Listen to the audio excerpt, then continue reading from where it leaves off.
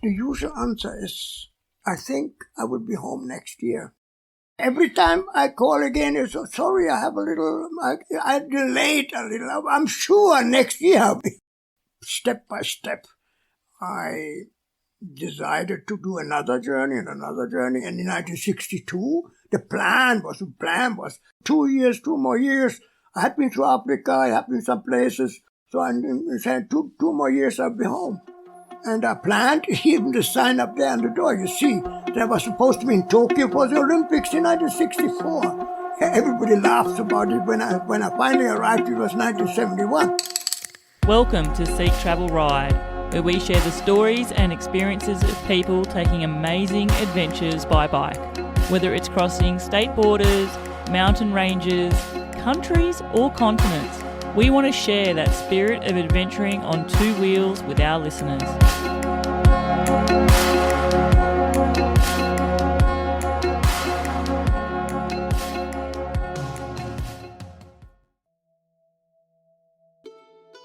Hello everybody, Bella Malloy here, host of the show, and before we get into this exciting episode, I think I need to give you a bit of a brief. And that is because this episode and the one that's going to follow after it are a little bit different to the norm.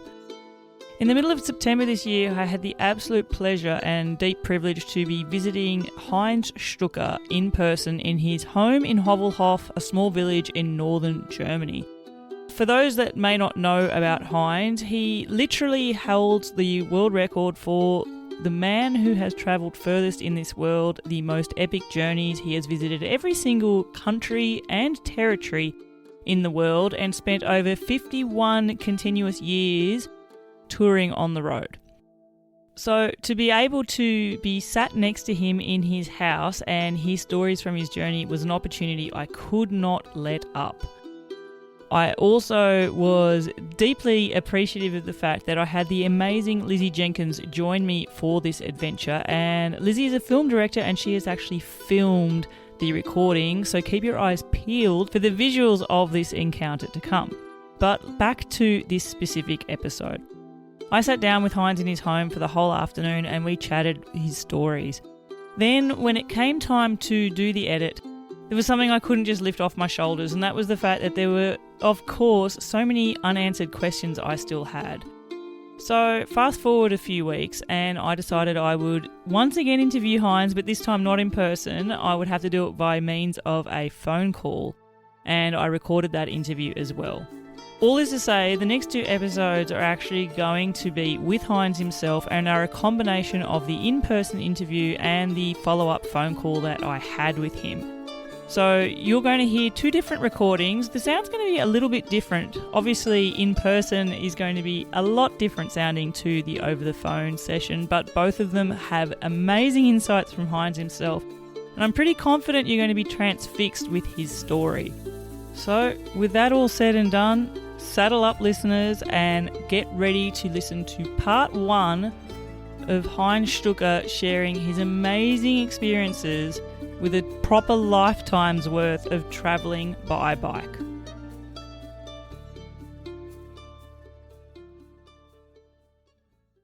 Hello listeners, I'm your host Bella Malloy, and today I am beyond words excited because I am with someone in our amazing bike adventure travel community who many would refer to as an icon and a living legend, an inspiration. Some people call a hero. I've sat with him talking for the last 2 hours and I can tell you he's a great joker. I'll give you some statistics which I think a lot of people focus on, and I think our conversation is going to hone in on stuff well beyond these. We can put them out there now so that we can leave them off the table. You'll hear people talk about 648,000 kilometres ridden, 196 countries, 86 territories, 21 passports filled with numerous stamps and visas, and 51 years on the road. But they are just statistics. Estimated more or less. Some is very accurate, but not the first years, because there was no computer. Exactly. But I also think those statistics, as amazing and incredibly mind-blowing as they are, do a disservice to this incredible gentleman's story. I'm talking about the one and only Heinz Stücke. I have the absolute privilege to be sat next to him here in his home. Heinz left his home in Germany on the 5th of November 1962, and over 51 years later, he finally returned. He left on what he would call his steel donkey, his iron horse, his bicycle. In German sounds better. Drahtesel. Drachtesel? Yeah. Drachtesel? Can I say that right, Heinz? No, Drahtesel. Drachtesel. A donkey is an esel, and wire is a wire donkey. There we go. And Heinz left on his bicycle and amazingly in that time had numerous experiences traversing the entire world, specifically trying to learn, to explore, to experience. He had no set defined route. In fact, I wonder when he left his home in 1962 whether he knew what he was about to set off on, his own odyssey, so to speak. How do you know? You can't know. How do you know 50 years ahead? You can't. You can't fathom that. And even Heinz, knowing what you have done, I can't fathom that myself. The usual answer is, I think I will be home next year. I think I will be home next year. It's easy to say. Every time I call again, it's sorry, I have a little, I delayed a little. I'm sure next year I will be. Oh, so we're really easy to say. Really, what we were talking about here, listeners, is a man who is good at making excuses for being a little bit late for dinner. Heinz Stücke, what an incredible privilege for me to be sat here next to you to be asking you some questions. And I tell you what, I have so many, and I think I would need years possibly to ask you every one that I have. But there is a question I start my show with on my podcast, and I ask it of all my guests, and that is, Heinz Stücke, do you remember the very first bike you ever rode? I don't know, because when you grow up in the 50s and 60s, there was no money and to get around. And you're in the countryside, you get around, there's some distances, so you get a bicycle. But at one stage, my sport was football. But at one stage, I had a bicycle, then I wanted a racing bicycle, and I did some big journeys. All of the journeys that eventually came into my end were small little journeys.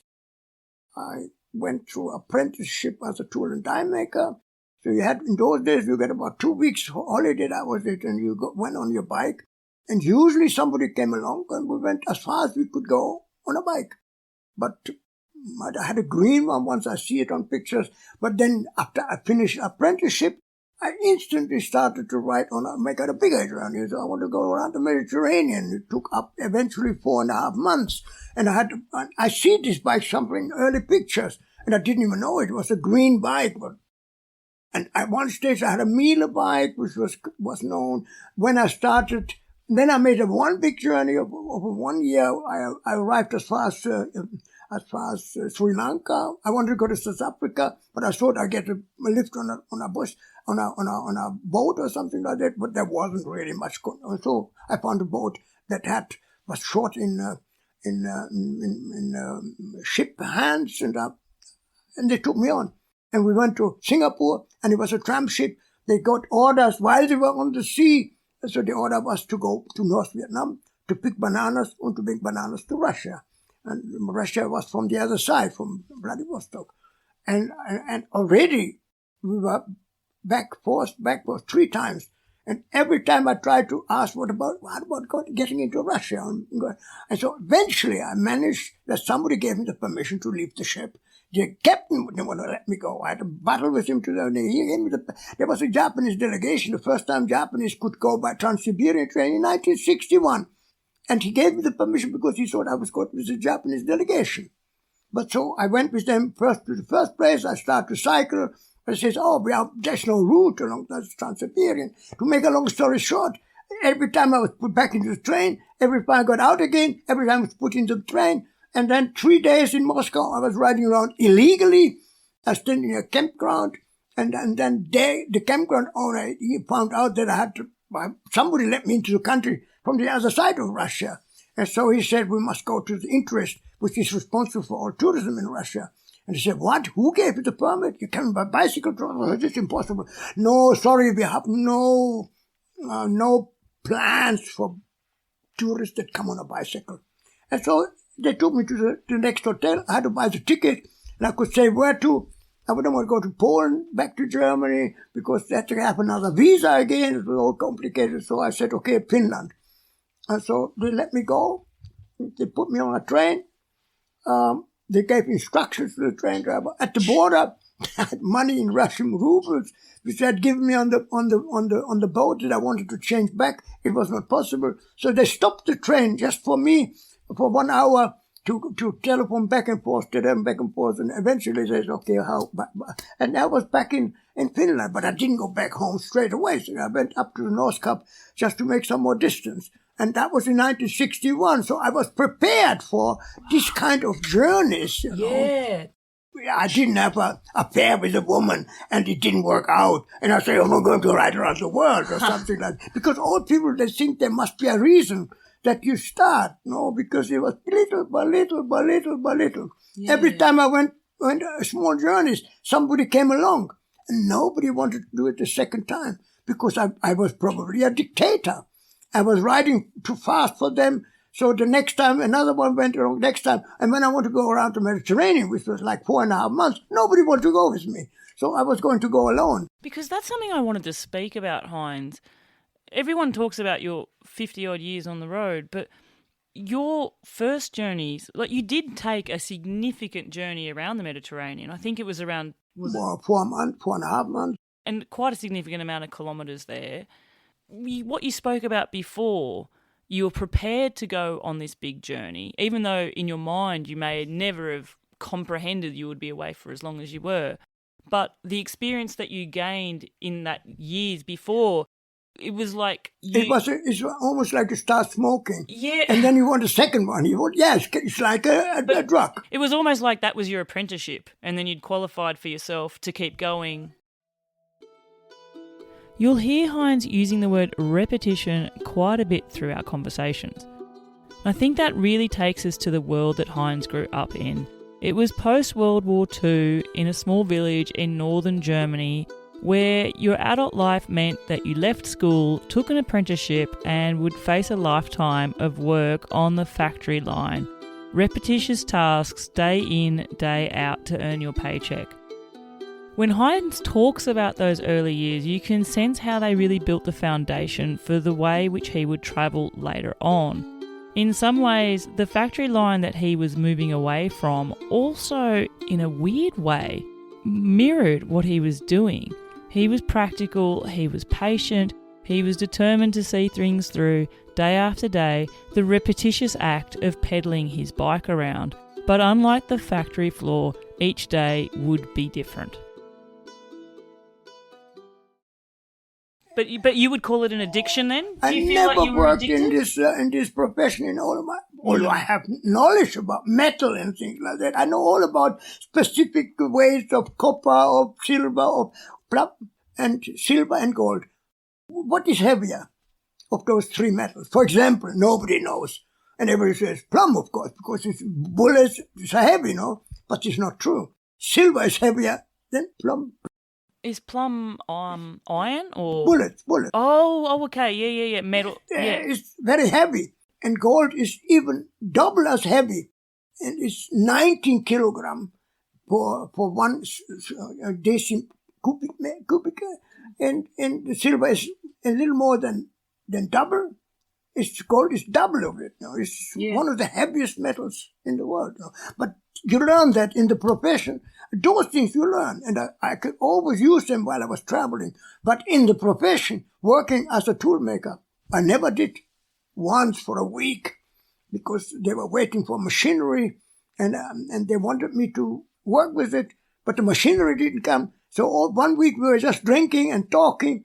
It was in northern Zambia at the time, But anyway, so I little step by step, I decided to do another journey. And in 1962, the plan was, well, you're 22 years. Well, the woman comes along, he catches you, and then you have responsibility, and you can't do that anymore. So I was saying more 2 more years. I had been to Africa, I had been some places. So I said 2 more years I'll be home.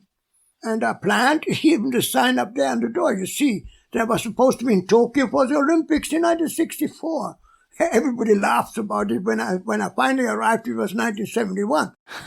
Just a little bit late. At least I went to the Winter Olympics in 1972. Wow. To Sapporo in the north. So I did go to some Olympics. Wow. So you were talking there about it was almost like an addiction. By that time I slowed down, because it wasn't, because I found out you need money, hotels is expensive. You had no money, but you found out that it's so good to have a bicycle and enthusiasm when people, they feed you and they are happy to eat when you eat what they eat. So I said, why to hurry? Even at that time, in 1963, 64, I was still hurrying through Africa, 1.5 years. If I would have the same mentality 10 years later, in that first journey, it would have not been 1.5 years, it would have been like 5 years or something. Yeah, so as you were touring, you changed even the way that you were experiencing places. More and more became the reason for my existence, and it became the thing I was going to do, and I found the ways for how to make the money on the way. So I said, why should I go back to the profession? And it's just, it's almost like a drug. Yeah. You are, we have a word, süchtig. You are addicted. Addicted to it. What do you think you were addicted to specifically? Was it about seeing places? The freedom. With everybody I met and were good contacts. You're on a bicycle. You can't be a bad person because it has to do with how they judge you. And a big tourist who's living in big hotels, they are the beggars. And they, please give me money or something like that. But on a bicycle, at the normal people, you hardly ever have any contact with any organized tourism, And if there is sometimes, you don't want to go to these places, Yeah. And so do you think you were addicted with the ability to go to places and people to come up to you to have those experiences? Or there are, of course, ways that the people will come to you, and that is the bicycle. And a strange kind of bicycle, a strange kind of luggage, name, the world map on it. So they are curious. And instead of making a face, I'm doing my thing. No, you're curious and you smile. And then they have the courage to come and ask you. And sometimes they have been in places and they think, did you see the route that they had been in Canada, for example? Because there are many have immigration. They don't believe they are. So they want to test you. I bet you don't know Saskatoon. Who knows Saskatoon? But he knows Saskatoon because he has a sister who immigrated to Canada. But I can tell you a story about Saskatoon. When they say, that's your man, he knows Saskatoon. Maybe I know names, and maybe they know them. And that breaks the ice, absolute. And then they take you in and, you're with them in no time. But you let them do the move. Yeah. But you can hint, and sometimes I have developed it even. When I come to a big city, somewhere in a big city, and you don't know where to stay, and you don't have the money to go to next hotel or something like that. So you can go to the supermarket in Africa, for example. In the supermarket, only the rich Africans and the foreigners are buying there. So you stand there, they have their trolley, go into the supermarket. I did that, for example, in Nairobi. And while they pass, they see you, and then you talk to them, and you say, I'm just arriving in Nairobi. I'm looking for a place. You can, perhaps there's a cheap hotel. You can hint. And they say, yeah, my place. You wait until he comes out, and you go with him, and you have a place to stay. So that's something, I know it works. So you lose it, you use it again. Every continent has different potential. Africa, a lot of foreign aid in Africa. Yeah. You have the missions. In the missions you can go and they see on the bicycle and you eat with them and you pray with them. They don't charge you. Sometimes they take a little bit of, because you can get some money from bigger shots. But when you are the same religion, for example, you are Catholic, there are many Catholic missions, you go to mission, you're welcome, you can do that in Africa. Or you find the foreign aid people that are sent by government 1 year, 2 years, 3 years. The famous ones are the Peace Corps organizations from America. Kennedy started in 1963. So I knew they were in remote areas, little villages and things like that. And you come to the village, the African follows you with his bicycle, and he says, "Hey, your countryman is here." Countryman? He may be French, he may be Spanish, he said, yeah, all white people are countrymen. The way we talk about Africans, they're all black Africans. And there are big differences between them, But they see, look at us, you're all country. And so he shows you the place where the countryman is. And he's a helper. He's alone in the village, perhaps. And he's supposed to teach English or whatever. And they take you there.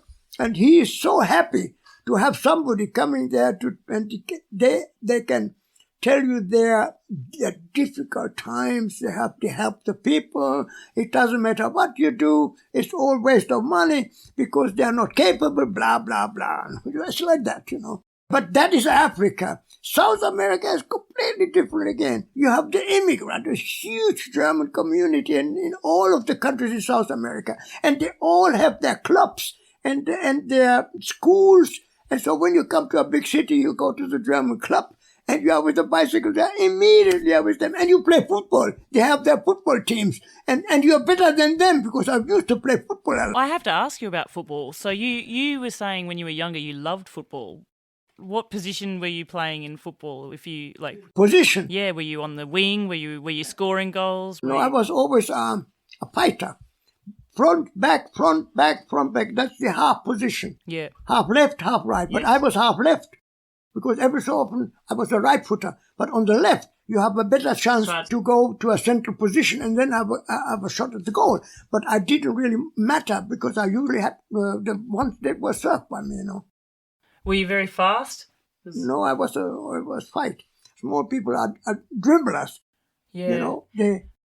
They're very quick and they don't expect that somebody is ready to have a goal or have a shot at the goal. And the last second, I'm there, and he puts his foot in the air because I disturbed them in all their activities because I was a sprinter for 5-6 meters. I was faster than everybody else because the legs are short. You can start sprinting better than the others, Something when we talk about football, somebody I interviewed once said, and it was when they were in Africa, they realised that football was everywhere and it was like a common language across Africa. And I imagine someone who's travelled extensively like you have, that you would have seen that everywhere that you went, there was this language of football. Did you get to play much football with people? Yes, of course, because I'm passing a football player, people are playing on a football, on bikes, I joined the football. And immediately they say, hey, he's a good player. And he says, yeah, come and play with our club. Yeah, it's just a break in my journey because I see people playing, not in a match, just in training. And it's a good way to connect people. Yeah. I sometimes play in a big game because they have no players are sick and they didn't have enough 11 people, then they had 9 people, and I was jumping in for somebody else. You were filling in. Because something that I've noticed about what you've said, and a lot of people who travel the world by bike will say this, they're not cyclists. They're not riding a bike because riding a bike is what they live for and they love every day. It's purely the bicycle is a sportive event. They have a time, they're going to go 150 kilometers a day, and they're proud of having done something, a challenge, because they have a sportive mind. And I have nothing at all like this, No. I'm coming up a mountain. All people, they never stop riding up a mountain pass. It's a prohibited for a good cyclist because he has gears. So he has to have that many gears that he doesn't need to walk up the hill. I walk up the hill. Almost every hill I have to walk up. More than 5%, I can't do. No. Bike is 25 kilograms, the luggage was 50 kilograms, I have 75 kilograms I had always with me. Because I'm not interested in making a few more kilometers just because I've got less luggage. But most of them are, if they have a chance, even 1 kilogram is too much, they throw it away. But that wasn't what your travel was about. It wasn't about distance, about anything like that. The bike was a good communicator. So, when you had the bike, the people that looked at you, attached sport to it, and you are doing it, and sportsmen are usually accepted almost anywhere, and so you have a bonus by having a bicycle. If I try to explain, no, it's just carrying my stuff, they don't believe that, because it's almost the sportive aspect. Because I wonder if there's two things going on there as well. Like, to me, to do what you've done means you have an immense amount of curiosity about the world. Like, you're curious to learn, you're curious to experience. And I think when people see somebody travelling in the manner that you're doing, on a 25-kilo steel bike with 3 gears with 50 kilos of luggage, they immediately become curious about you. So it's almost like there's two merging of two different types of curiosity, and it's a conversation starter. I always try to explain it, that's what they think. I'm not, because I'm not doing it for sportive reasons, but I'm considered a sportsman from them, and it's positive. Yeah. The bike is a positive thing. It makes you see the advantage of riding a bicycle, but you always have time for the people. They say, stop eating, you can start another day again,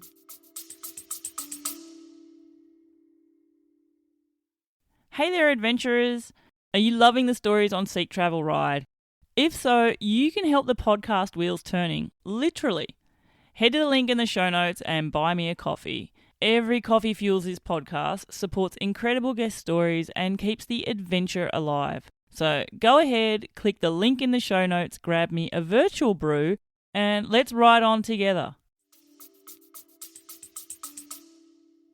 I wanted to quickly pause here and pull something out, and that is Heinz talking about his experiences with people. Because Heinz was pretty smart in the way that he realised that to stay on the road, it would be these interactions with people that would help sustain him. But he also said that it was interactions with people which would determine how long he would stay somewhere as well. This is something that came up with Heinz and me as we talked throughout the interview in person. To be fair, it's something that Heinz spoke about quite a lot in the phone calls which actually preceded me seeing him in person. I spoke to him twice on the phone before that, and comes up time and time again in the follow-up phone interview as well. So all is to say, people were the crux of the journey there.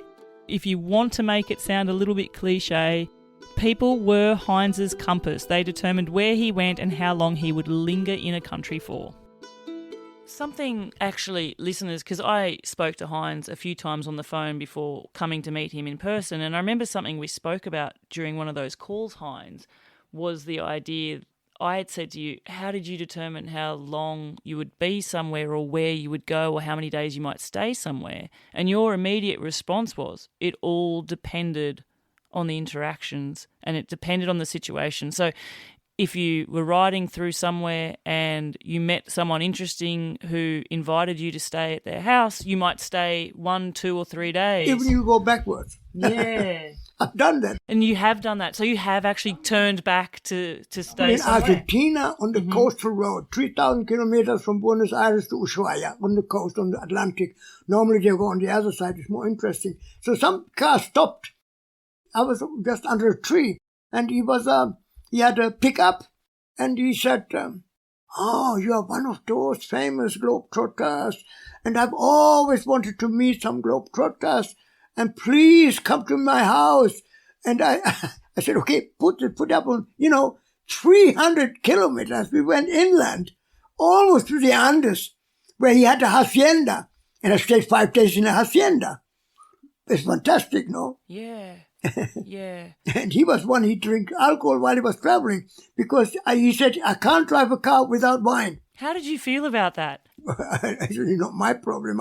As long as he doesn't crash the car." Well, that's what I mean, because I feel like sometimes, when bike travelers, and I'm sure, sometimes you would have to hitchhike, and you're not able to be the person in control. How did you feel in those moments? Yeah, I get the different kinds of people that pick you up. Some people want to talk about God and take you to their churches. And somebody who is tired, and you have to keep him awake, Yeah. I see them, how they, when somebody's tired, the kind of driving they do, when you are awake, the car is wobbling And you know that that's dangerous, and you're always watching. In the case of an emergency, you want to grab the wheel, Yeah. Sometimes they're very close to running off the road, When I hit that one car was, for example, he had a big Chevy, but it was an old one.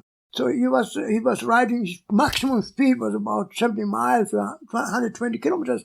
But when he was behind, when the truck's not that fast, he gets in the windshield of the truck. So he's been a bit faster than the truck. So this guy picked me up. His wife was in front with a baby. Then he picked up 2 soldiers. So we were 6 in the car. And he was one time insisting on overtaking a truck. And he couldn't do it because he was in headwind again, and his car was not fast enough. And from the front, some other car was coming very fast. And he insisted on passing the truck. And everybody was incredible. He was not going to brake, and the truck driver didn't let him in the other side. But you know what happened? In the end, he just went off the road on the left side. We jumped through a big ditch and up and down and bang, but we came to a halt in a sandy patch because in the desert in Nevada. And so afterwards, he just did as if it was nothing. We got back on the road, but everybody was in the next stop. Everybody left the car. Yeah. We're going to ride with that guy anymore, Wow. And things like that happen. All of my accidents were in cars, with big accidents. Yeah. So on the Alaska Highway, we drove the car over on the way down into a river, 20 degrees below zero. The river was still flowing because it was end of November, but the night was already very cold. Yeah. And in Iran, the frontal crashed with a police car. 10 days in hospital. That was probably the worst one. So most of the accidents are when I was in a car. And the bike, only in Alaska was the bike on the car, because it was a time in the year where going north was in the winter. So I tried to make as fast as possible north, and I wanted to go backwards on it. But then the accident happened, and so I left the bike in Whitehorse in the Yukon. Then I hitchhiked on, and that was another problem because some hippies picked me up. And they were driving. There was no door in the car. And he was standing behind the wheel. He wasn't even having a seat in front. But fortunately, after a few miles, a truck jackknifed the road and we couldn't pass. And so when they finally got the truck off the road, there was other cars waiting. And I shifted over to some other car. Wow. But there are many incidents like that, Yeah. I like hitchhiking a bit because it's another type of thing. And all kinds of strange people you meet in hitchhiking. Yeah, different personalities. And I think that's one of the benefits of the way that you've travelled. And like we said before, people see you on the bike and they become curious. And you knew this because you then put your sign on your bike. Of course. And that was if I think about it, Heinz, I remember when we spoke yesterday, you were saying something that you know about yourself is you're a storyteller. And to be a storyteller, you need people to be able to tell your story too. And so having a sign on your bike, it becomes a magnet and it's a conversation starter. That's in America, like it's pedaling around the world. Everybody stop. You're pedaling around the world. How do you cross the ocean? Where do you sleep? On the side of the road? You are coming to my place. Hey, listen, I'm 10 miles up the road. And then they take you in. And then they say, we have some good food, and they make some grill or some T-bone steaks or something like that. And you talk to them until 3 o'clock in the morning. And then they look at the watch and say, we got to work tomorrow. And then sometimes they say, why don't you have a day of rest? Stay here. They give you the key. They give you the house. And you are alone in the house. If you want to stay, you stay, Yeah, and it's those unexpected and moments. there are interesting ways of how they catch people. There's a system in America where the people in a small town, the newspaper in the town, most small towns have newspapers, they tell them, when you see some strange people passing, call us, and if we use the story, they will give you $50, not me, but them. And so these people are looking and they have time, and he says, Polly, there's a strange guy, call the newspaper. So I'm barely on the other side of town, and the journalists are coming, Yeah. And in cities, when I'm in houses, the neighbors are coming because they're all proud to show off. We got a world traveler here. And the neighbors are coming in the newspaper. They call the newspaper because they have a chance themselves to get into the paper. Yeah. And so the neighbors, when you leave the house, the neighbor says, the next night you stay in our place, Apparently can leave the city. And then it's in the newspaper. And then I'm starting to ride out of the city. I'm not even in the outskirts. Somebody has stopped you. Hey, I read your story in the paper. Come to my house. You've become a celebrity in so many countries, right? Now it goes around a small little place and nothing happens. So you're the happening there. Yeah. Or the teacher comes and he says, come to my class. And when I say, well, what about some money? And he says, we ask the director. Then they put you in the gym. They put all the classes together in the gym. The bike is standing there. They can ask some question. I get $100. So you've been doing talks for decades. Yeah, it's not organized. It's just something that happens. Yeah, but spontaneously. If you are in an organized society, they give you a date. That is in 3 months. At that date, you can come to our show, And I never liked that. In America, it was spontaneous. It was direct into the school. Every classes were stopped. And that spontaneity, that would have been something that would have drawn you to the way that you were travelling Of as course. well. Because I think we've spoken a few times how you saw this way of travel as freedom. Like you were free, you weren't even restricting yourself necessarily to You know what a stubby is? a stubby, like in Australia's stubby, like a beer. Yeah, of course. Every time they stop in the bush, every time somebody stopped, the hand comes out and have a beer. It was usually a beer In a little can. Yeah, a can in a stubby holder. Yeah, a holder. Yeah. Yeah. So you drink. Wow, you don't even stop drinking. The can is not that big. It's down. Next one is coming.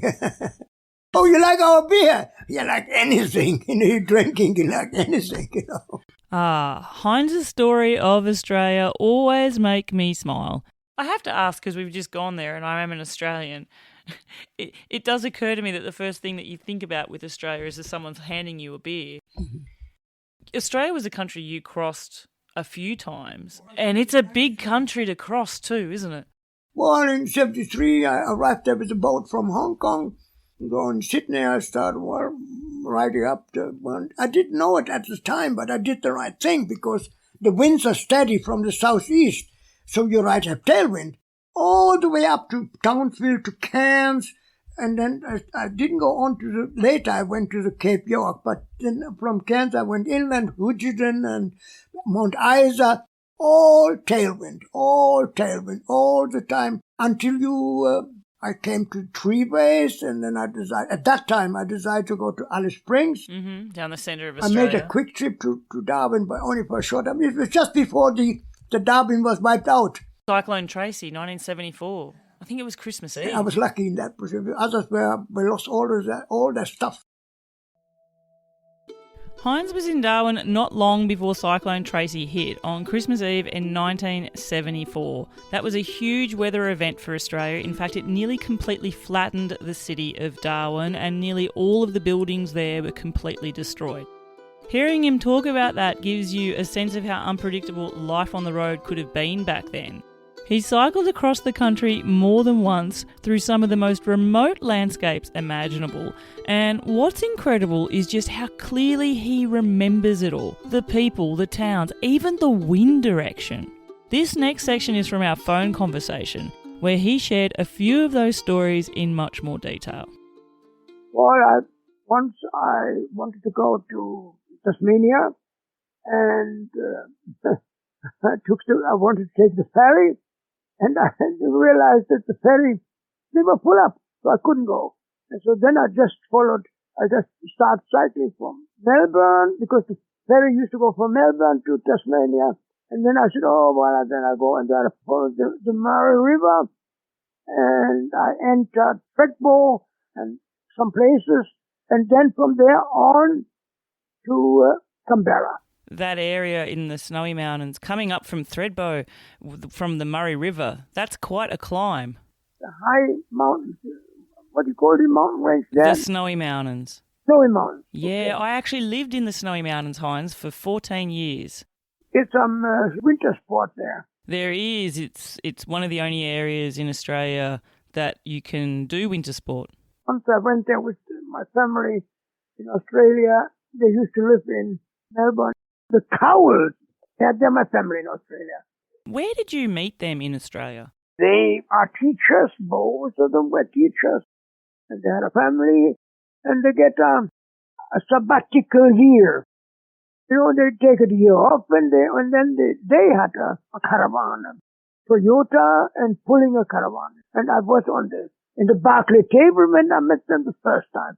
All the people, when they see a cyclist there in these long, lonely stretches, they stop and they say, "Oh yeah, you must be thirsty. Come and have a beer." Yeah. That's a very Australian thing. But you met them there and you obviously kept in touch with them and saw them a few times then, not just there. And so they were going to go to Alice Springs, and I met a lot of them, and very many times, you know, because they see a cyclist, and that was in the 70s. I spent like 7 months in Australia, and constantly people stopped and they go the outback, as they call it. They like to go in the outback. And then they tell you, "Oh, where are you going? Where are you going? Are you coming to Perth? Okay, come and visit us.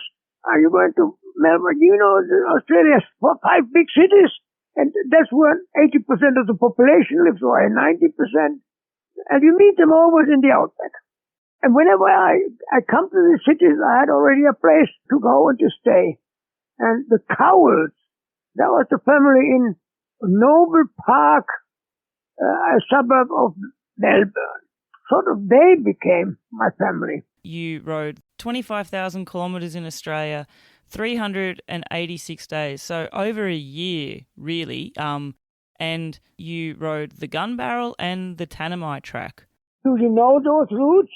I know of them. I have not visited them. The Gun Barrel is super famous in Australia. There was a guy, I think his name was Paddle, and he also wrote about a book, and he plowed his bulldozer through Australia, and he made a few miles a day with his bulldozer. And the route he bulldozed out of the bush, it's called the Gun Barrel. The Gun Barrel Highway. It starts in Alice Springs.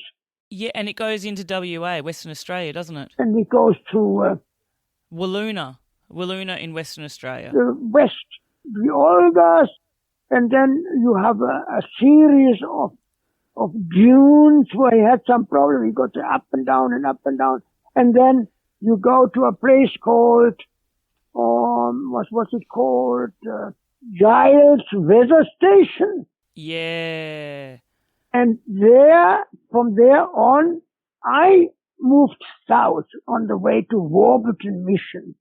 But he passed north of it. It was, partly I went on the Gun Barrel. I didn't go all the way because originally it was thought to connect the west coast, but the Gun Barrel ended in Canaveral, not in Perth.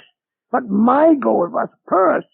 So after 200 miles, or maybe 500 or 600 or 700 miles, I had to leave what was called the Gun Barrel. And it wasn't the main taken route anymore, because when I was in what they call now, they have a different name there, Uluru, yes. And the rangers there said, I was going to, when I talked to some rangers, because I spent 10 days around Ayers Rock. That was what it was called at that time. The rangers said, well, you want to go to Perth? Or you got to go via Adelaide? You know, that's a long way around, and then you go through the Nullarbor. No, he said, why don't you go west from here? Well, I didn't know. There's no mark any route through there. Yeah, he said, we go through the bush, and you go to a place called Warburton. From Warburton, you go to Laverton. From Laverton, you go to Leonora, then you go to Kalgoorlie, and there you're in Perth. So I said, well, how can I do that? Well, he said, there's an Aboriginal reserve, you need a bishop permit, and I decided to do that. So I went back to Alice Springs and got foodstuffs and everything for the journey. And then I started to ride west from Alice Springs to the Olgas, to Giles Weather Station, down to Warburton. From Warburton, the longest stretch was 500 kilometers, were nothing. Yeah. It's a long, long stretch of nothing. Did you see many people with caravans and four-wheel drives on that stretch? Only the first part, there were dunes, and that was where you got to push up the bike, got to carry them. Yeah, there's no pedaling up there. I remember you had told me, Heinz, that anything over a 5% gradient on a road you would have to push, but in sand dunes you'd be pushing on the flat. Now that route to Perth might even be at least a dirt road, I don't know but the situations, that was 1973. Yeah, it would be amazing to see the differences there. And the Tanami was also somewhere you rode as well, the Tanami track, and that's quite a long stretch of road as well. Altogether, I happened to come to Australia again because I had tickets around the world. And so you go in the Southern Hemisphere, you were bound to pass Australia because all the flights through the Pacific area. It's transit through. Yeah, well, you're connecting with Australia and New Zealand, of course. And to main stopping points in the Pacific is usually Fiji, Tahiti, Samoa, and that's south of the equator. Several times crossing the Pacific region, I had round-the-world tickets, and these tickets almost always passed Australia. Yeah, it was logical that you would come to Australia and spend time riding in Australia then. That makes a lot of sense. I wanted to make a certain distance a year, but when you're in an island, you can ride a few kilometers and then you've got to wait for the next flight to the next island. So I was not very happy with that. So when I passed a big continent on these round the world tickets with stopovers, I said, oh, this is a good chance to improve your yearly distance, which I've set myself. So it's 12,000 kilometers, Really, I said, oh, I can do some good mileage. And so I look for new routes. And so that's why I again crossed Australia. And that's why each time I choose a different route. And the Tanami truck was one of them. Yeah, that's not an easy route. I flew in from some Pacific islands, and that time I didn't stop there. Most of the time I stopped in Sydney or in Melbourne, so I had a connecting flight from Sydney to Adelaide, and so I started to ride the central route. I always missed, because I did from Alice Springs to Darwin, but not from Alice Springs to Adelaide. So in that mode, my case, it was a corrugated dirt track. The Oodnadatta track. But it was all corrugated. It still is, Heinz. It still is corrugated. I've interviewed people who've done it, and it's one of the hardest sections because of all the corrugations. That was a good reason to have the route from Adelaide, Port Augusta, Cooper Pedy, and then into Alice Springs. And then I didn't want to go to the Barclay table, and I had done. From Alice Springs to Darwin, I had done. And so from Alice Springs, I decided to connect with the Western Australia through the Tanami track. And the Tanami track was not busy, but there were gold mines and mining companies. So this route was like the Gunbar or like the tracks from Warburton and to Perth was 1,000-mile long, and only one spot had a place where you could stop and get gas and a roadhouse, It's still very similar today now. Like, there's long stretches of nothing, and then you'll come to a roadhouse sort of service station, a truck stop. It can have food. They might have showers for the truck drivers as well. You can stay overnight, resupply, and then you go more hundreds of kilometres to the next one. You should redo those famous routes, tracks they call them. The Birdville truck, the Tanami truck, the Gunbar, the Nullarbor. And many Australians like to do those things, usually with a Land Cruiser or something like that. Then I arrived to Halls Creek in the Kimberleys. And from Halls Creek, the route from Darwin to Broome, I joined. And then I went on the route from Halls Creek to Broome. And then I went down the west coast via Canaveral down to Perth, And I had not really done the southern areas of Perth, so I made a roundabout. Something that really stood out for me when I spoke with Heinz in all of my conversations is his memory. You could nearly have that old adage of he's got a memory like an elephant. He remembers the details so much, and he recalls moments that happened in days from decades ago. He once told me that he often camped in unusual or memorable places so he could remember them later on. And it's a simple idea, but it says so much about the way that he experienced the world.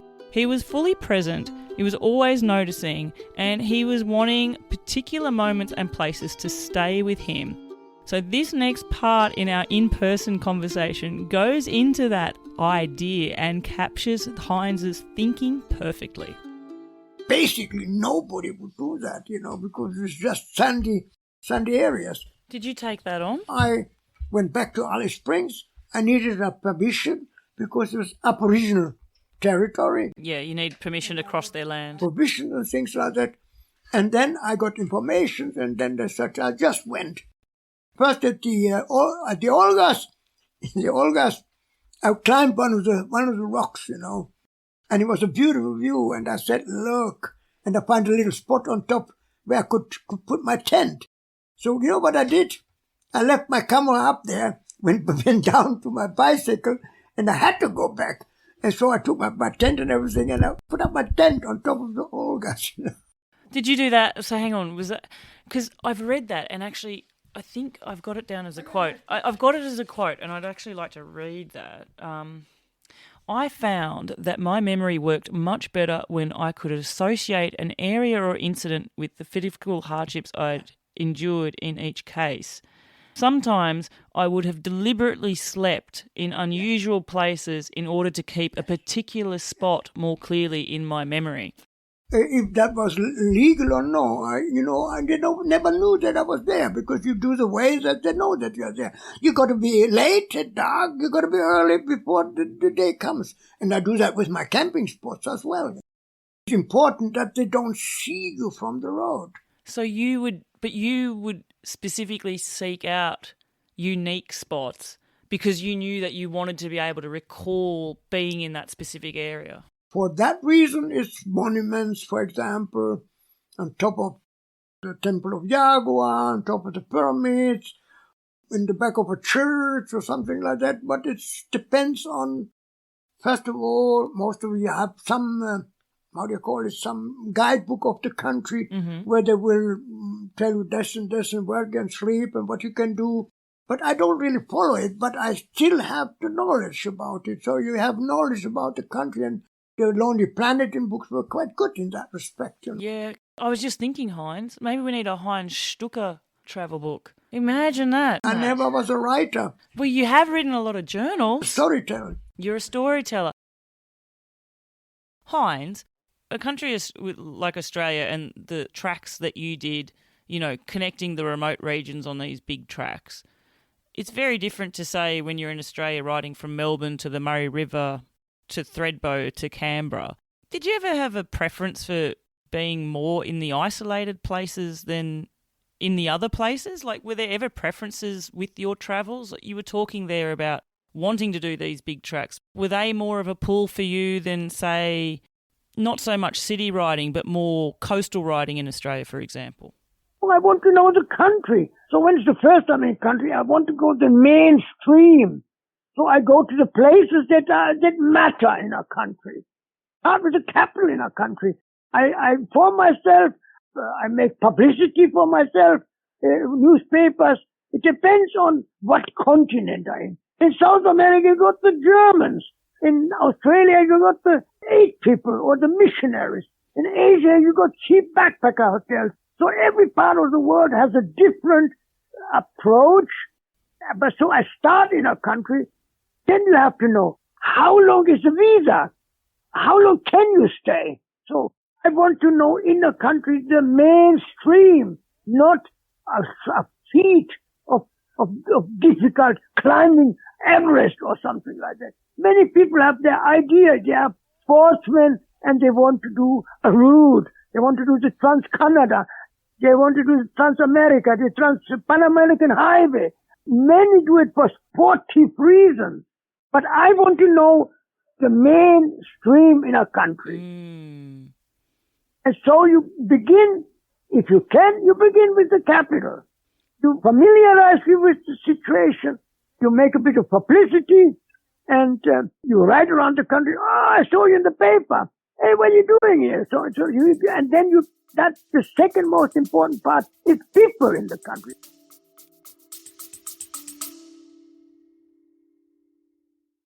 Listeners, if you've ever done a long day on a bikepacking trip or a cycle tour and ended up sitting on the ground, in the grass, or on a rock, well, you know the value of a good camp chair. I personally use the Helinox Chair Zero. I love it because it's super light, it packs down tiny, and honestly, it makes evenings at camp way more comfortable. Now, I don't have a discount code for you, but if you're thinking of picking a camp chair up, hit up my affiliate link, which you'll find in the show notes. That will help support me and this podcast out at no extra cost to you. Thanks so much, and now back to the episode.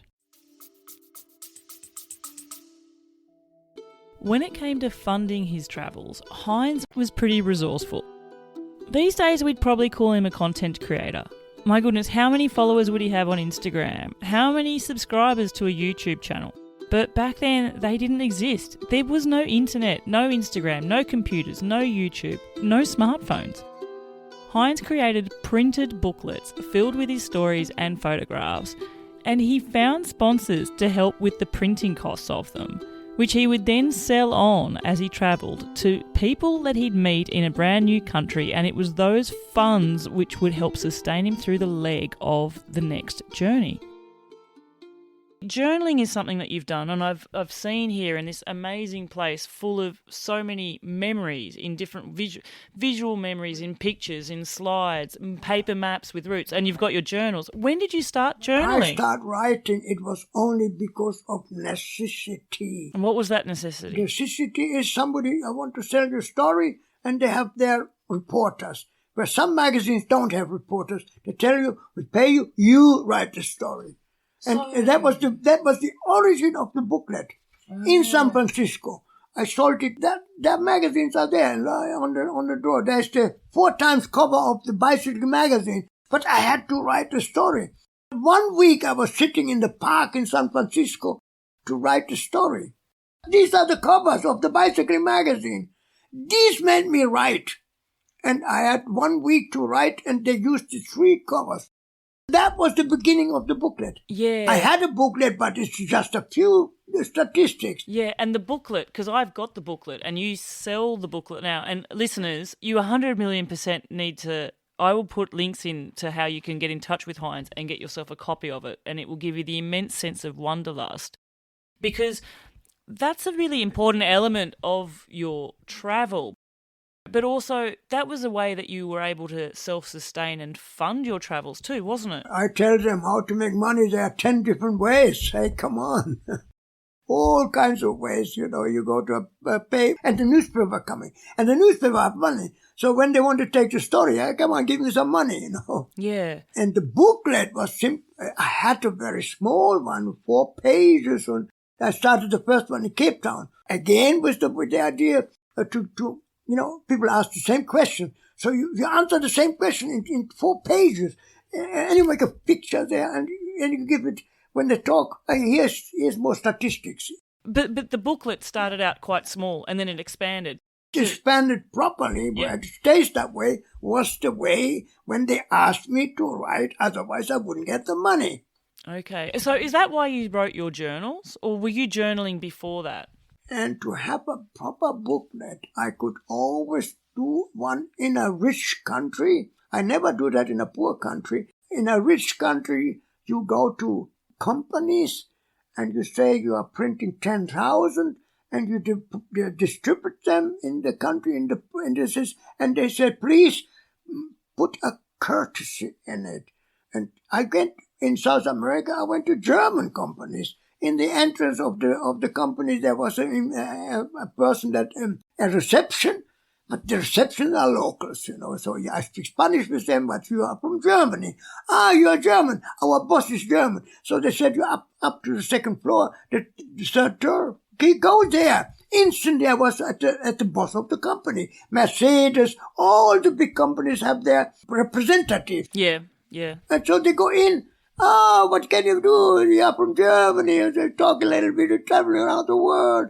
You have the bicycle. Bravo. Yeah, what can I do for you? Yeah, no, I'm having this little booklet, and I'm distributing them. And please, if the company could participate in making an announcement. It's like courtesy of Mercedes-Benz, courtesy of BASF, courtesy of Volkswagen, courtesy of all the big companies have their representatives in a country where I want to have a new booklet. So I got already more money from just asking the participation in a booklet. And then in the German clubs that are existing everywhere, in a German club, they have a printer. And the printer says, oh, I print it for you. And I don't have to pay for the printing. I already have the money from the participation. And then I'm selling them in the street. And within a short time in a big city, I would sell 3,000, 4,000 of the booklets. So the booklet quickly became a way that you were able to fund your... And then I saw that potential. But for other potential, of course, in a modern country, was I sell my story to the big magazines. Pay as much as 5,000 for a good article. And you have to show, first of all, you go to the editor, and he barely has time to talk to you. But he says, yeah, but what can we do for you? I'm traveling around the world. I told you, yeah, but I travel always, my bicycle, all the time, never going home, all the countries in the world. So you have to have the superlative. And then he gets interested and he says, but we are a magazine. You got pictures? I have pictures, of course. The photographic editor comes and then I have 10 sheets of pictures. You look at him. Boy, good. Of course I know what they want. They don't want a beautiful landscape or something. You in it. Or in their country, they want you picture in their country. Difficult rules. I got about 5,000 pictures only designed to make me in the picture in different conditions. Like the one I showed you there, Yeah, and that one there, which country is that in?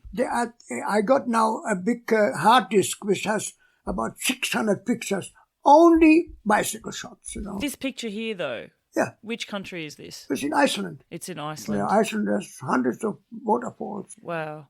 And it's an amazing image. And as you quite rightly said when we were looking at it, you look at the waterfall. When you really look at the image, you see Heinz. Because it's immense and the bike is small. But I have other pictures, the same place. Bike is big, the waterfall is others. I got a different lens on that's taken 4 or 5 times. Because it's a place where I wanted good pictures. Yeah. The photo editor chooses the pictures. And then they talk about money. And they say, but if it's a big magazine, they usually have 2 million or 3 million circulation. And then I said, how much you want? They said, what do you give? And then they have standard prices. So per picture or per page. And in a magazine like that, it was standard, kind of funny. Because I got many big magazines. They usually make 6 pages. And then they give you that page. And they pay at least 1,000 per page. In 3 hours, you get 5,000 in your pocket. Then you can travel for 5,000, you can travel a whole year. Because this is a topic that a lot of people question and ask, especially for long-term travellers, and someone in your case there, Heinz, is how do you fund being able to travel for this long? But you figured out, well, I can sell my story, I can sell a booklet, I can sell photos, I can sell my story to magazines, I can get sponsorships from companies. But what about in the early days, Heinz? When did you start doing these methods of funding your trip? In the early days, were you self-funded for a short period of time? The first thing, in Ethiopia, I was in a paper, and then a painter that was painting the emperor, and he said, the emperor, when you are doing something exciting, you're cycling around the world, you got an audience with the emperor. He gave me 1,000 as an audience in 1963, and I was presented to the emperor of Ethiopia. I did never apply for it. It was somebody who said, I have the painting of his. He was a painter, of the palace painter, and he drew the face of the emperor, and he was signing his book, on his picture, and he In the beginning, he spoke a little bit of English because he was in exile in England one time.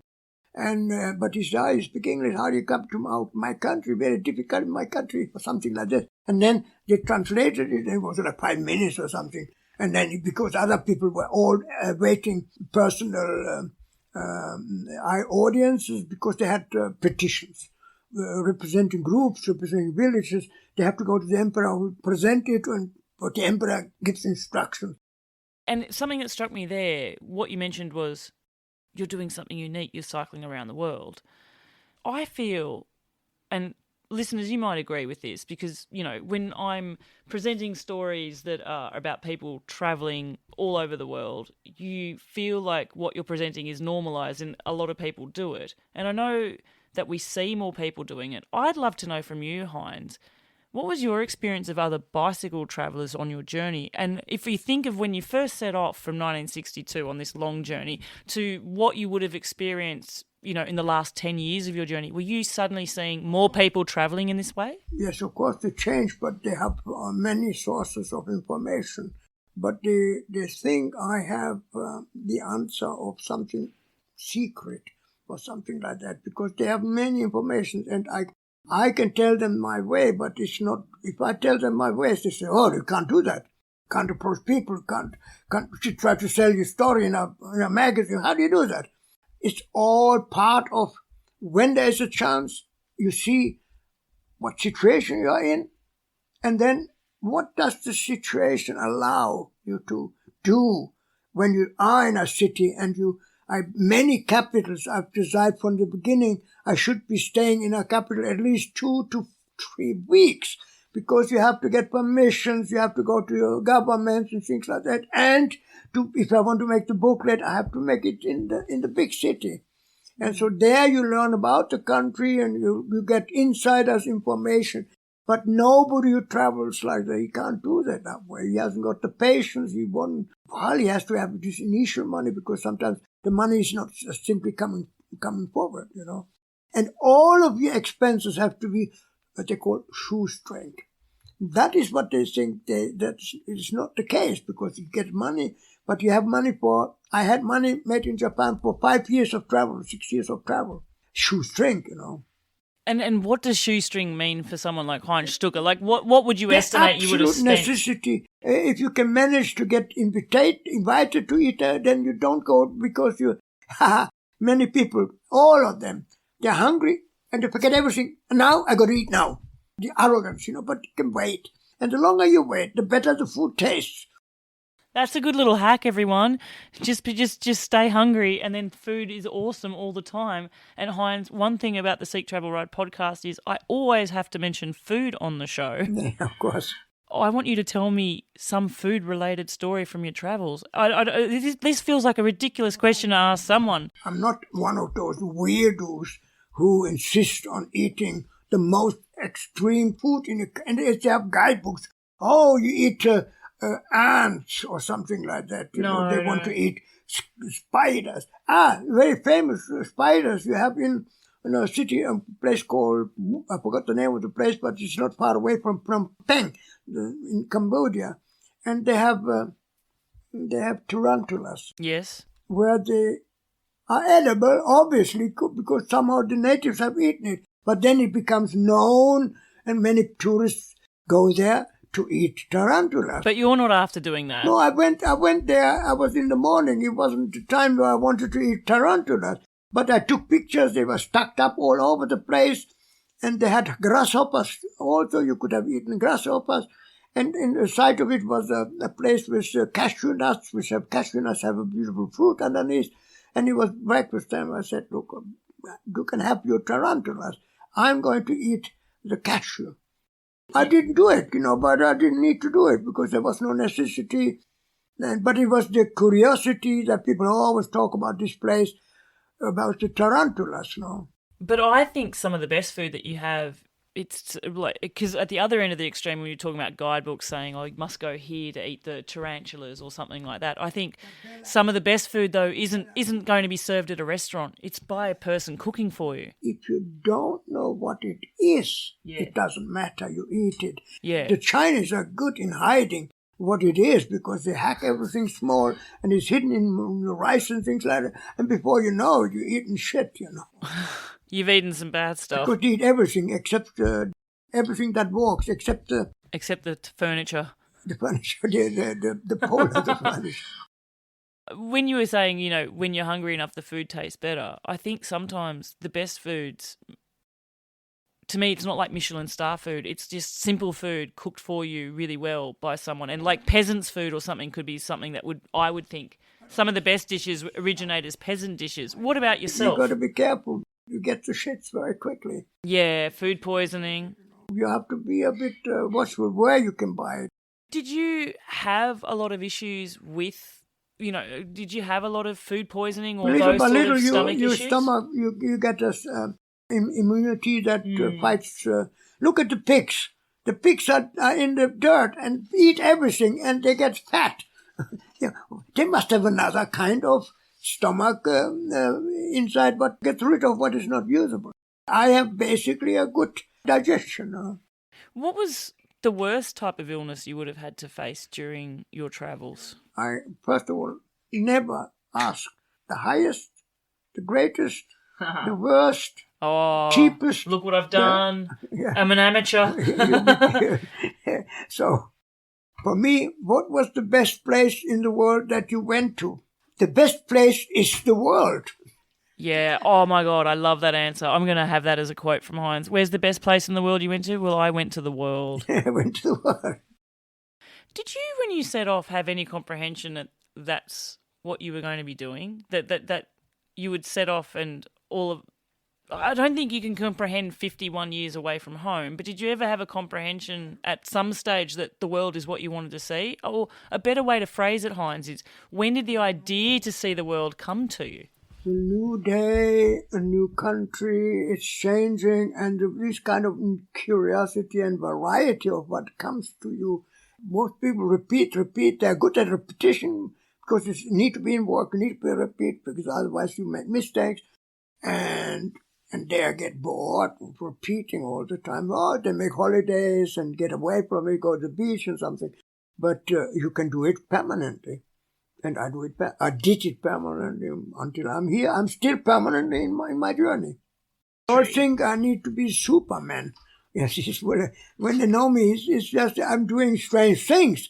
But otherwise, I'm the normal kind of person that is like everybody else. But when you were talking about you're doing things forever, you're not doing this repetition. And now, even here, it's still continuing. I came across something where you said, a country exists in my mind even before I arrive there, and it lives on in my imagination long after I leave it. And do you find that's where you're at now? Like, you're in a situation now where you're in the bed, in this house, you have people like myself and many world travellers come and visit you each day, so you're not on your own, but do you find you're still travelling? People talk about yoga. And I have yoga, but with the satisfaction that I make progress. And on long road highways on the desert, it's like yoga. You're pedaling, you're going on, but you feel good. Not just sitting yoga. I could never do it because you don't do anything. But you have to cover the distance. And so it's like yoga on the bicycle, But the mind flows whatever. Well, sometimes you're confronted by something on the road and you are seeing or you stop and something like that. But it is constantly digesting what you have been doing and what you want to do with what you have been doing. That's how what goes around in your head. If it becomes repetitious, you're aware of it and then you say, okay, then you confront yourself with what you actually do and see at that moment, Mm-hmm. But it's rarely that you sit there and twiddle your thumbs and say, what now? Which just doesn't exist, No, and even now it doesn't exist for you. Before we press record, Heinz, you were telling me how you get to midnight and that's when you start working. Yeah, because I feel like what I want to do. I want to be able to present the journey for somebody else to use it. I can't do it in proper films or in the writing. So I do it with stories, mostly with stories, but it's partly everybody who does something with meaning. Why do artists do something? And they get recognition. They are creative in new things that they way to. So it's in a way an artistic way of life. Even you get new things all the time. I don't know. I can only talk it with people that don't have to do a repetitious job to earn their living, but they can do a creative job. And for example, musicians, if they can make money with their music, they're competing to be good in whatever music they choose, and they do it all their lives. Until they are 90, they will still do it. And of course, if they do it in masterpieces, they will have thousands of people coming and clapping. You have chosen, that comes out of you. That's what is creative, you know. Yeah, and in a way, like even sitting in this room surrounded by souvenirs, memories, stories, experiences in every different form, photos, slides, books, maps, routes, pictures, just your journals. Like, is that that's almost like your own form of a masterpiece? Because some people give you something, and it's a memory of the moment, and I have to cherish that moment. And it was given on maybe something typical of the country. I cannot just toss it away, because for me it's useless, but it's a moment of that moment or somebody of that country, and I got to conserve it. So therefore I collect just about everything, and every so often I make a pack, and I used to send it to my sister. There were 100 parcels there when I finally they brought me the stuff to Paris, and then I opened many times letters. They were 40 years old because they don't send them after me, because some of them don't arrive. And so I dig into the past. Yeah. But it's because I didn't want to let it go. And you have to have something to touch and to see what it is. And it reminds you of the thing. Yeah. Otherwise, your memory is not that good. Unless it's repetition. If you repeat things, eventually you do it automatically. So you were really conscious that what you were experiencing was stuff that you always wanted to be able to remember, and it was significant to you at the time. If you have something that the people will acknowledge and will say, well, this is a good deal, you have a better reception. You know, in the wilderness, you have no home, and so you always have to relate to the situation and be considered positive. And so things you get and you keep them, you will make an effort not to put them down and cherish what they have. Honestly want you to know about their country, maybe little thing, little presents, or an artist draws a paper. I got lots of little pieces of paper. I don't know if you can get it all. The little girl, she was always painting. I'm going to make an album of what she did, you know. And of course I keep things like the big dam now in Ethiopia they make. And they were all talking a long time about it. So when it's the story, I keep it and cut it. And yeah, so you're looking at newspaper clippings here. I'm going to keep those things that I'm interested in. Yeah, so it's something that means something to you. And so when things mean something to you, can I ask, and this might be a weird question, has this always been something for you, that desire and that need to hold on to those memories and to treasure those moments and make these type of souvenirs? Or was that something that started? Memory is limited, so you can have something that when it appears again, you will recall. But do you have these sort of collections from, say, 1963 or 1964? Or did you find that as your trip got longer and longer, you were starting to collect more and more moments and things? No, only things that personally happened to come my way. And of course, I write my diary every day. Do you still write a diary now, Heinz? Now I had the family here, so it was not so easy. But that's every day is in here now. What did you? 7th of September. It's the last. I haven't finished yet because always disturbances. So in the night usually I do, but last night everything was like that. Sleeping. Heinz was gone. But we should give context to the listeners. You did just host a family from Spain with a few little kids, didn't you? How long were they staying here for, Heinz? A week. A week. Oh, little by little, everything we had to do very, yeah, look at this here now. But so these are things that you would receive, and it's not something that you can get rid of. I just make a book from these. And you know, if you have piece by piece, you get. You have a collection. I got lots of books. Yeah, and I've seen that because you also have books on different themes, don't you? So you have collections for countries, and in fact, what I want to do is I want to grab. That's the one of Mali, isn't it? Is that Mali? Not Bob Marley. No, this is the country I Mali. met him too. I saw him too. Yeah. He was in Zimbabwe when Zimbabwe became independent. There was the Bob Marley orchestra in the stadium. And the funny thing was everybody wanted to see him because he's very famous in Africa because, of course, he's African. So people tried to get into the stadium, which was already full. The police were blocking it up, and so they crashed the doors. And masses of people started, and they used tear gas, and they put tear gas all over. And there was a big cloud of tear gas coming into the stadium, and there was 70 heads of state down there. Indira Gandhi, everybody was sitting down and they got the tear gas.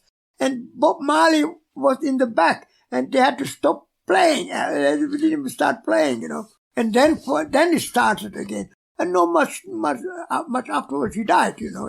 He wasn't living much longer. That was in Zimbabwe when Rhodesia became Zimbabwe in 1980.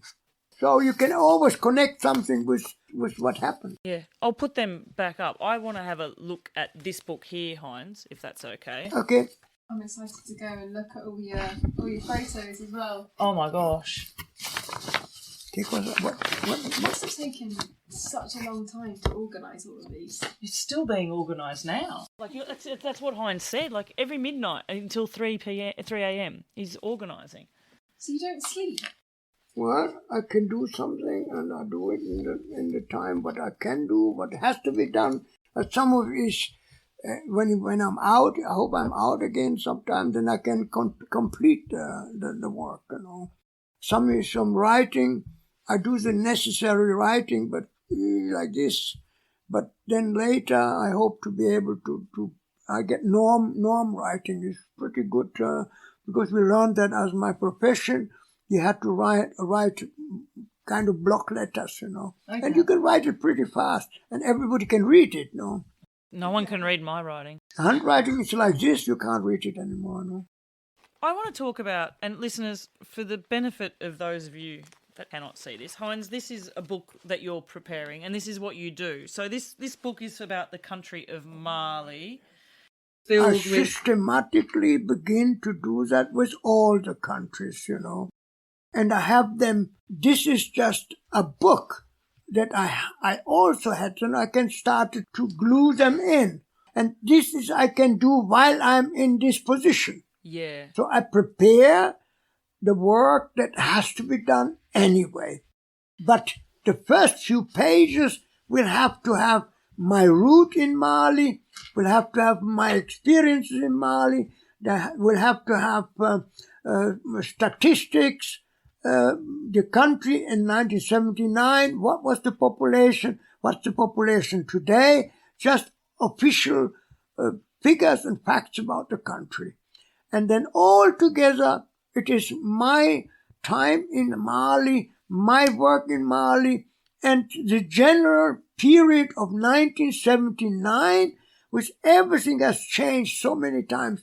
And it's good to have when everybody talks about Mali from today, war, civil wars there, but then you can go back to the time. This is 79, this is 40 years ago, you know. And it's interesting for many people that they want to know the period, what was the country 10, 20, 50, 100 years ago. Yeah.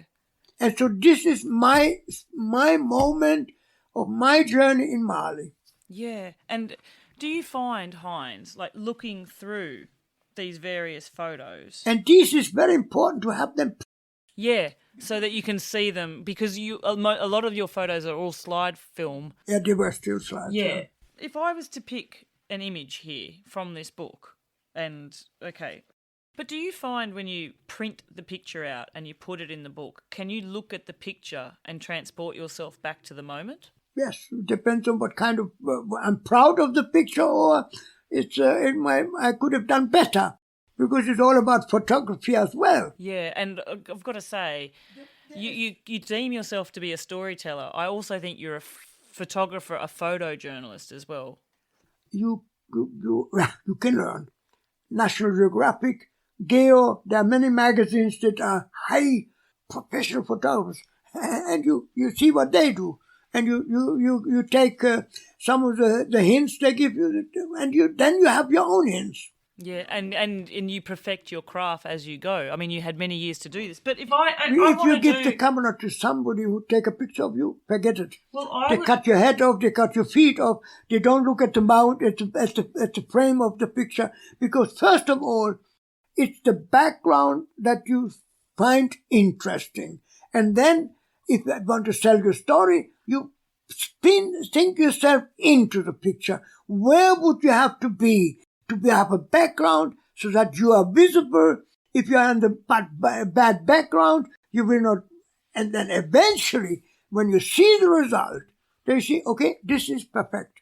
This gives the message that I wanted to have from that moment in that country. Yeah. And then you make a bigger picture of it, and you can see them, and you put it up. But that's just by accident that I had them, because I made a lot of them for my exhibitions. I had exhibitions in different places, and I have 40 panels, and each one may have 4 or 5 pictures, so that's like 400 pictures already done. Wow. Well, actually, I was going to pick a picture from Mali from this book, but I wouldn't mind picking a picture from the wall and getting you to tell me. Anybody does that usually. So, well. And I'm the cripple in the bed with it. Oh, tell me about you, Heinz. I'm a bit, but that's a good thing in age. Nothing can hurt you more. So, I'm looking at the very top here. I think it says the Annapurnas, and I can see silhouettes in front of the mountain. Yeah. Because this is a famous mountain. It's Annapurna. Yeah. It's one of the famous mountains of the Himalaya. I want you to tell me not so much about the moment of the photo, but leading up to getting in the Annapurnas and being in the Annapurnas. Sometimes you have to try to have the structure of the land, the typical structure of the land. Is a mountain or a forest, and hopefully in a graphic, interesting way. And then you got to think about, but it alone, it doesn't stand. You got to get some life into it. And so you wait maybe 2 days until a deer passes your way. But who waits for 2 days to take a picture of? Because the land is good, and yourself you can put yourself in. So for you, because it's also what you can sell. Because I sell my story. And never mind impressive land, but you got to be in it. That is easy, because I can set it up, and I go into I have to say, okay, I got to be there. I got to be there. That's the point. That's the best way to come. And so most of the time I know how to do it, and so I set it up, and so I get my own life into it.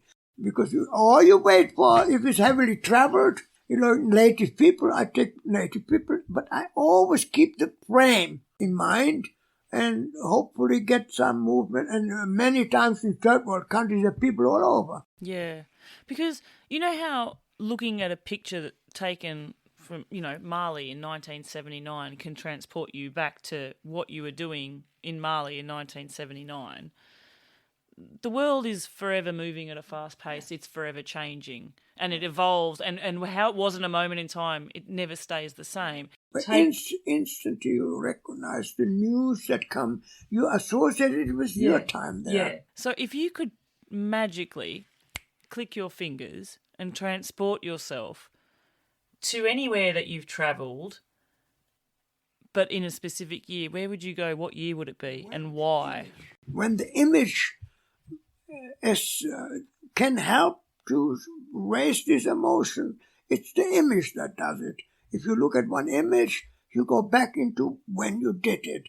Bad roads, this is a bad road. So this must have been the Trans-Amazonica, and it was destroyed by heavy rains and stuff. So you know.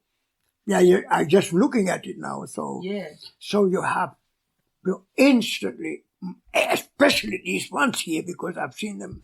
Now I open up a long time no see, because they were with my sister.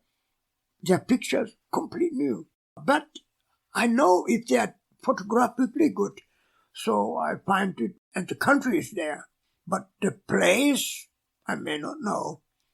Technology allows you to put a picture in and they will tell you where it is, KE. Well, that is available now. But do you ever find, do you ever wish to go back in time, to go back to a moment? I do it every day. I do it every day because it's,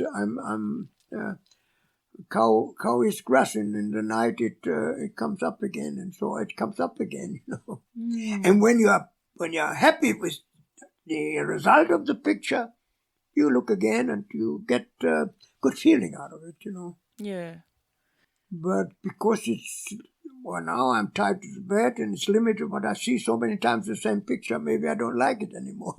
Something that occurs to me, Heinz, is sometimes it takes saying something out loud to someone to committing to an idea. And I know with your story, you first committed to the idea of you've got to be away for as long as Marco Polo or something, and that was 20 years. Yes. Well, then you committed to the idea of... Yes, superlatives is what I tell the editor of a newspaper, and all the time, never home, all countries, so that's to catch attention. Yeah, but did you ever find, because you had said that aloud at one point, you held yourself to that, you kept your word, you're a keeper of your word, but did you ever find that did it ever feel like a bit of a, how do I want to word this? Did it ever feel like a noose around your neck that you couldn't be free of that, like you had to see it out, or was the passion always there? Were you always motivated to do what you did? If I can't take it anymore, it's not my life, then I cut off the relationship. Don't do it. I'm going along with something, but it's a good thing that Henrik does with the Facebook side. It's a very good thing. Yeah. And he does it pretty good. So I'm going along. But it's his idea, not necessarily be my idea. Or I would like to have those kind of pictures, but he also has been to all countries. He sees things differently, that is pretty good because he looks at my pictures and sees other things.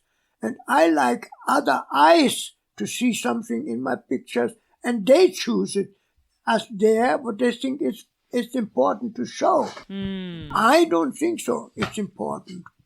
I'm pretty happy about somebody else who chooses among the pictures the things he likes and uses for his newspaper, or his site. So that's how I can be pretty, if it's not telling you bad things about what you do or something like that. But I have to take that as well, because since I don't look much at the website or things, has been a newspaper who called it as a parasite, and he travels around in all there was a editor of one of the big papers. It was called a Schmähbrief, we call it. What do you call it? Everything this guy finds that what you're doing is wrong. I don't have the proper word. Yeah, I know. Nothing you could do would be right in their mind. But it's a way, like the net is full of those remarks that somebody does the opposite, and you don't know what to believe anymore because they're knocking you down, and the others are applauding you, and another one knocks you down because they want to knock you down. And so this editor wanted to knock you down because he thinks about somebody who doesn't journal properly, or money, business, or somebody who does it, he's just without any knowing. He goes around the world. So he knocks it down. He has a rubric where he just picks something done by other people to knock it down. That was his speciality, was to find all the masses are applauding, and he finds something. He's a crook. Yeah, so he finds that he's looking for a flaw in your story and looking for... And I didn't know that, but people told me about it. And then I look in, he has a site. He has a site about many people that he, in the same manner, he knocks them down, you know. Famous people, but maybe not so famous people. And for some reason he picked on my story, which for a long time I didn't even know. But somebody got the newspaper and he saw it in the newspaper. Doesn't matter what activity humans do, there's always somebody who knocks you down. Yeah. But you were always motivated to keep travelling, though. Were there ever moments where you just nearly, like, you just wanted to stop? I'm still travelling. Look, I'm travelling with you now. You are. We should go somewhere. Where do you want to go? So I take the story into the grave, you know. They put a disc there with all my pictures into the grave, you know. Oh. No, I'm just joking about these kind of things, you know. But this is in the content of my life. And people are coming. It's the best thanks that I can have, you know. And the night comes and I can get back to my own. This concept of Heinz continually travelling still now is again something that he spoke of more than once. And it's something that, since I've reflected on my conversations with Heinz, I can really see.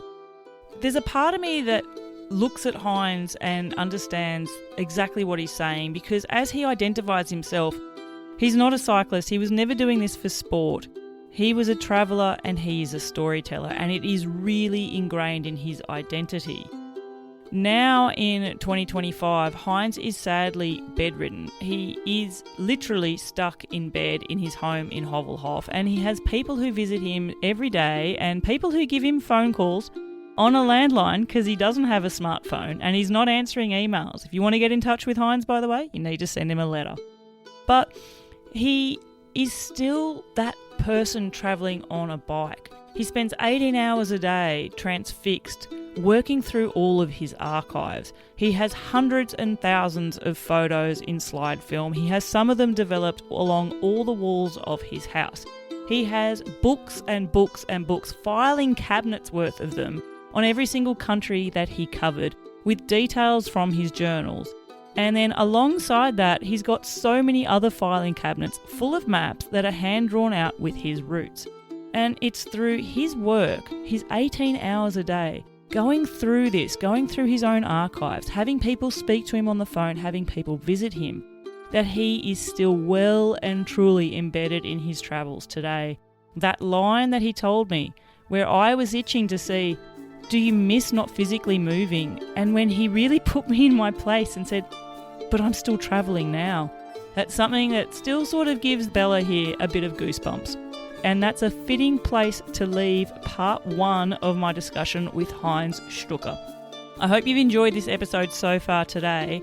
Be sure to stick around for part 2, where we're going to find out a bit more about what makes Heinz tick. We're going to hear some more stories of his journeys from places that he travelled to around the world, a little bit more on how he funded his journeys and how his style changed as it went on.